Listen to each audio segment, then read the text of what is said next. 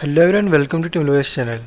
And today in this short video, I will show you how to increase FPS in Valheim. So before starting video, if you are new to this channel, hit subscribe button and let's start our video without wasting any time.